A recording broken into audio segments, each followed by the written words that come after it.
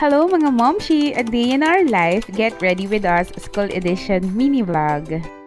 At pagkatapos ko nga i-prepare ang baon ng ate sa school, eto magtitimpla naman ako ng gatas at syempre sasabayan ko na rin silang magkape para sabay-sabay na rin kami mag-aalmusal ng paborito naming tinapay galing sa bakery.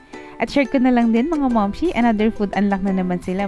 Marunong na silang kumain ng peanut, kaya ayan, tignan nyo naman si Mr. Maliit, ang sarap ng kain habang nakaiga. At eto ang ate, marunong na rin kasing mag-asikaso ng sarili niya, kaya talaga namang nakaka-happy dahil kahit papano medyo bawas na rin yung gawain ng nanay. At dahil class picture nga nila ng araw na yan, kaya ayan, ang sabi niya ipitan ko daw siya ng magandang-maganda para naman daw pak naman daw siya sa class picture nila.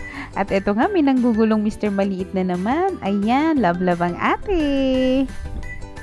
Kasabay nga din pala namin yan gumigising ng ate niya. Akala yata may pasok rin siya sa eskwelahan. Kaya kahit ang aga-aga, kagulo na talaga kami sa bahay. Sobrang kulit. Ayan mga momshi, tapos na kami at ito lalabas na rin kami ng bahay. Nga pala, sobrang lapit lang ng bahay namin sa eskwelahan. Pero minsan naaabutan pa rin kami ng bell. Sige mga momshi!